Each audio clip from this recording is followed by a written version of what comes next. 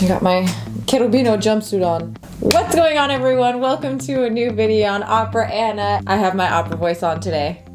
Please make me use my opera voice. I've been looking forward to this video for a long time because it's fairly obvious. And it's not just one video, but two. That's right, we're doing like a double whammy of opera in mainstream culture. Yes! Woo! This week we're looking at opera in movies. We've got 5 examples to look at and I'm very excited. Are you ready? I'm ready. And before I forget, don't forget to subscribe and like the video. Comment below which opera in the movie was your favorite. And did I miss one that you really like or really hate? You know, whatever. So first on deck is Mr. Bean's Holiday in the scene in the market where he's trying to earn money. I've seen this before, but it was quite a while ago, so let's see what I remember. Okay,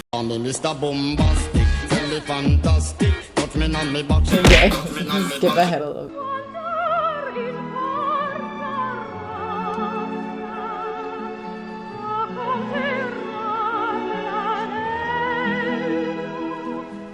Okay, the first thing I'd just like to say is that it's clear that he knows the words. He's lip syncing along. Comprar l'anello.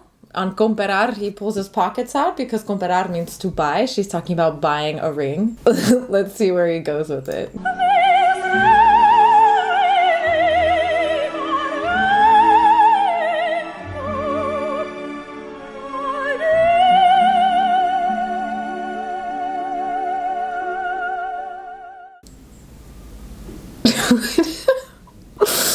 Oh, I barely know what to say about this. I take back what I said before. He sort of knows what the words are. Okay, this aria is notorious for being misused in any sort of context besides the one that it was originally meant for. It's from a one-act opera called Gianni Schicchi by Giacomo Puccini.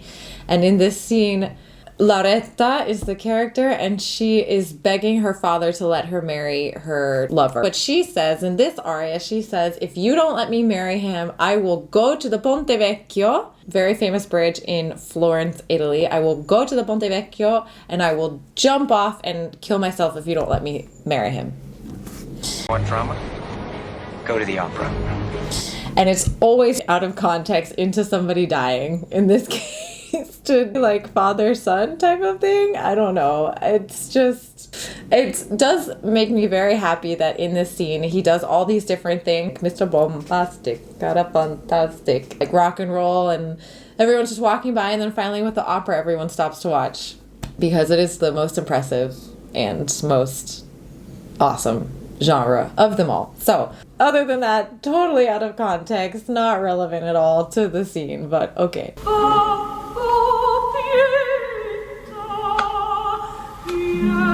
Oh, they both die.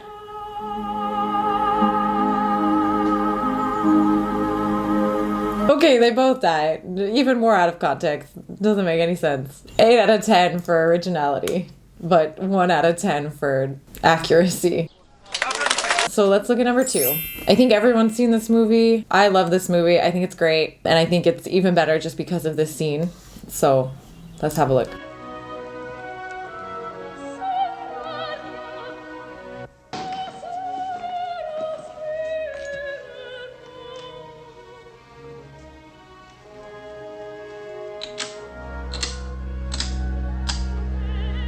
Great. It's so great. One of the things I want to say about this, Sull'aria is the name of this duet from Le Nozze di Figaro by Mozart. A trademark of Mozart and sometimes one of the hardest things to sing, that he puts gorgeous music to something that is actually quite mischievous. So there's Susanna and the Contessa are talking about how they're going to set up the scene in the garden with the air that's blowing just so seductively through the trees. And in this way, they're going to get the Conte, so the husband of the Contessa, they're going to trick him. The Conte is just a huge player, and the only way that they think that they can get him to look at his wife again is to dress her up as the chambermaid.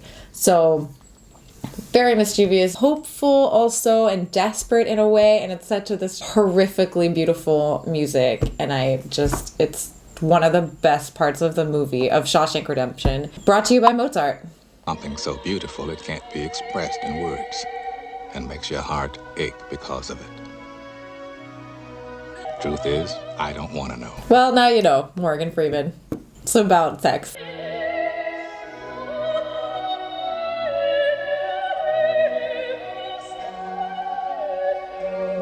Oh, so great. This version actually quite slow compared to others that I've heard, and I think they probably did that on purpose just so they could drag the scene out a little bit, and it makes it even sweeter in that way. So well done, Shawshank. Love it. 10 out of 10. Let's get to number 3. Okay, I just saw this movie. I know it's been out for like 3 years and was like a thing when it came out. I mean, I've never seen Sound of Music either, so I'm a bad opera singer. Oh well. So this one is just, I hope that this really happened. It probably did. I hope it did, because Freddie Mercury was just such a visionary and so out there in his ideas. You know, he was inspired for Bohemian Rhapsody by opera. He ended up doing a single with Mozart, who was a very, very famous soprano. I had this perfect dream. Yeah, and this is just I think it's a great scene, so let's watch.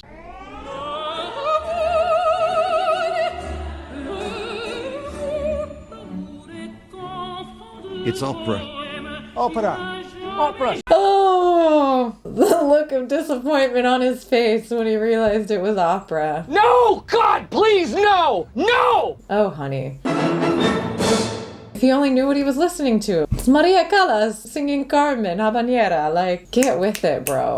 I love how much Freddie Mercury just doesn't care. He's like, this is what I want, and this is how we're gonna do it. Like, we call the album A Night at the Opera. yay! Rock and roll album called A Night at the Opera. I mean, Are you aware that no one actually likes opera? I don't even know what to say to that. I like opera. He likes opera. I do. No, don't misunderstand, darling. It's a rock and roll record. With the scale of opera, the pathos of Greek tragedy, the wit of Shakespeare, the unbridled joy of musical theater. It's a musical experience, yeah, rather than just another record. Yeah, great scene. Multiple reasons. I mean, Maria Callas makes everything better. And I love that he loves it. That makes me happy. And it definitely shows that inspiration can come from anywhere. And even like, you know, you can't fit people into a box. And like, I love opera, but I also love other genres. And I also love... Say something clever. Okay, doesn't have to be clever.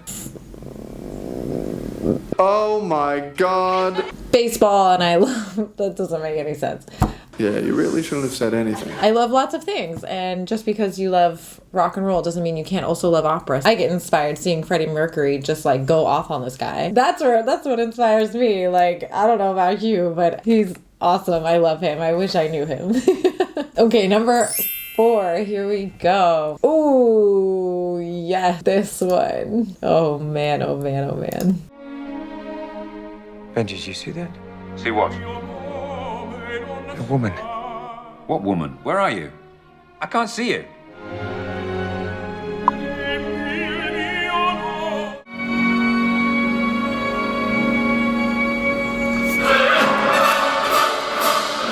Okay, so it's clear that they're in an opera house. It might be a set.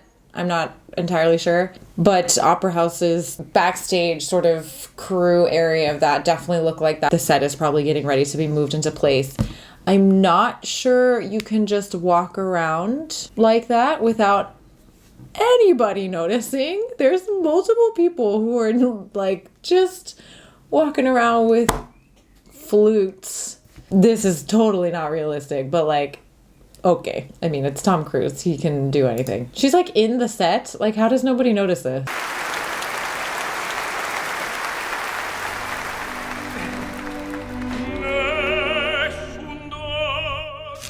Okay, so this is very important, I think. So they're using the opera Turandot, which is from Puccini again. Puccini comes up a lot in movies. He's just very like,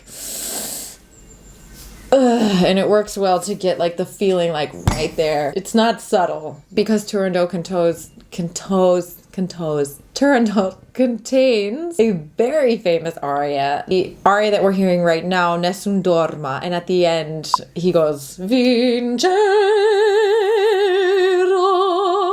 and it's just like, it's so cool. So cool. Multiple reasons why I'd like to be a tenor, and this is one of them. So we see also that they use the vincero as the moment to do the shooting. Like, that's apparently their cue. I mean, people are gonna notice. I don't understand why you need to wait. Like, it's not that that's gonna make it less obvious that someone just got shot in the theater.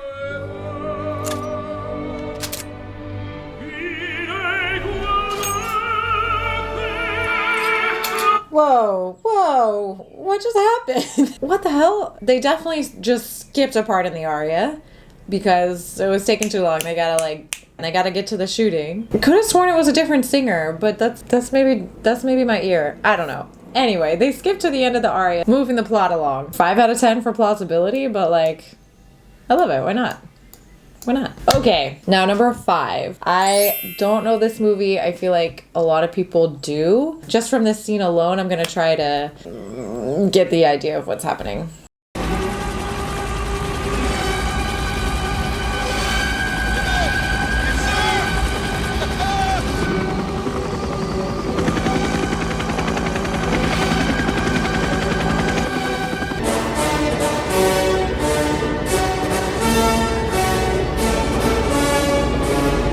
Epic, epic, epic, epic. I mean, Wagner in general is freaking epic, and this, above everything, I think, the most epic piece of music he probably ever wrote, in my humble opinion. So I actually quite like that they chose this, not only because, it pumps them up and it gets them going. It gets the people going. And it fits, but because the original context of the opera is that in this scene, beginning of the 3rd act, 4 of the Valkyries, sisters and their warriors, and 4 of them in this scene in Die Walküre, in the opera, are bringing fallen heroes to Valhalla. Now, okay, not important, but they're warriors, they're banding together and they sing their battle cry as they go forward. They're joined by the other 4 sisters, and then we hear the Yoho Toho from Brunhilde, which is also epic, and we hear it later as well.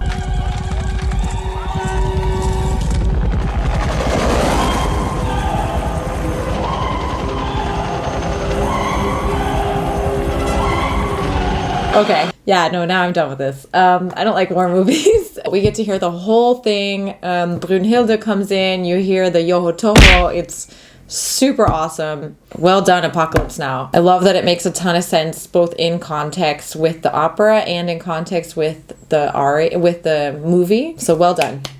5 examples of opera in movies. I hope you had fun. I definitely did. It's really cool to see opera being used in mainstream culture and used to emphasize the experience in the movie and just get it in their psyche. A little subliminal messaging, if you will. It gets the people going. And this is not subliminal messaging. Go to an opera. It'll be the best decision you ever made. I highly recommend it. Next month, I'll hit you up with opera in cartoon. Oh, I can't even wait for that. I can't wait. I hope you enjoyed it. Subscribe, like, leave a comment, turn on the notification bell. I hope to see you next time. Addio.